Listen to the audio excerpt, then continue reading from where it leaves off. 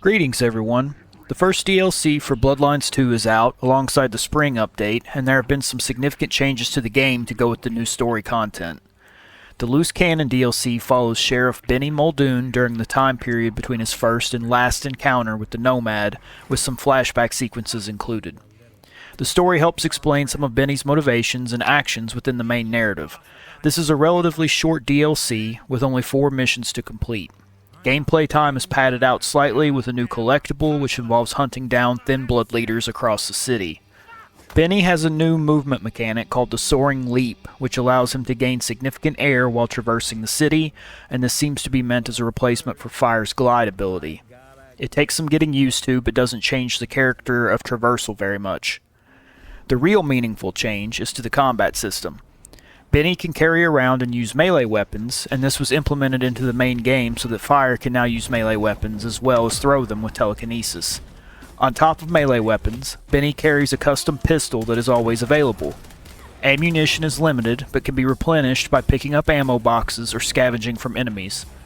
The pistol can later be augmented with incendiary ammunition. This gunplay is unique to Benny during the Loose Cannon storyline, and I found it to be a nice change of pace, giving the game an even more action-oriented feel than the base story and mechanics. There were times during combat where I was reminded of playing The Darkness 2, which is one of my favorite first-person action games of all time. Aside from Soaring Leap and the combat changes, Benny has access to all of the standard Brujah abilities, as well as some complementary abilities from other clans like Terminal Decree, Split Second, Beckon, and Blurred Momentum. I found myself mainly sticking to the Brujah abilities since there is a lot of combat in this game. Anarchs are thick on the rooftops, and while stealth is viable, it's often more convenient to just charge in head-on and start snapping necks. Even with the substantial list of improvements and fixes implemented by the spring update, the game still runs as well as it previously has for me.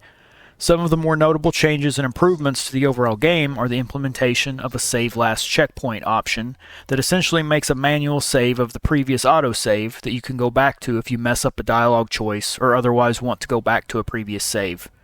Fast travel for Fabian has also been implemented, turning his informants into fast travel points once you get to his second mission. This greatly reduces transit time during his missions and may even give you reason to play as Fabian beyond 1 or 2 times. There has also been some tinkering with quests. Some quests that were previously main quests have been made into side quests, and side quests for Mrs. Thorne and Nico have been locked to when you are playing as their respective clans. This is meant to improve the pacing of the game.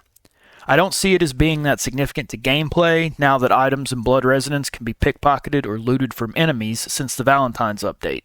Speaking of, it felt like items in the environment were way more common in the base game now than I remember them being, but that could just be my perception. My overall point is that even with changing the side quest structure, you should still have no problem acquiring potions or blood resonance regardless of how you like to play. If you only intend to play the new Loose Cannon storyline, then you can expect to get maybe 2 hours of playtime out of this DLC. If you intend to get all of the new achievements, you will have to play through the DLC at least twice, but even if you do absolutely everything, including getting the new collectibles, you should only expect 6 hours of play, maximum. There are a couple of new base game achievements related to Benny to incentivize you to go back and play the main story, and Fire can now wear Benny's outfit and glasses. I don't think this is bad story content if you enjoyed the base game, but Loose Cannon goes for $15 at full price, and I don't think there's enough content here to justify that. I would probably wait for a sale unless you were just really excited to play as Benny Muldoon or to collect the new achievements. If you have the Premium Edition or the Expansion Pass, then you already have access to this content, and there's no reason not to play it if you enjoyed Bloodlines 2. I enjoyed playing through this new content, and I really like the additions to the combat mechanics. All of the changes to the base game are from the spring update and shouldn't require Loose Cannon to experience, so even if you don't have interest in the DLC, you may still want to jump back into Seattle to try out the new changes. I'll put the full changelog on screen and link to the official news release in the description below for you to check out yourself. If you made it this far with me, then I thank you for watching. Stick around and check out some of my other content, and please don't forget to like and subscribe.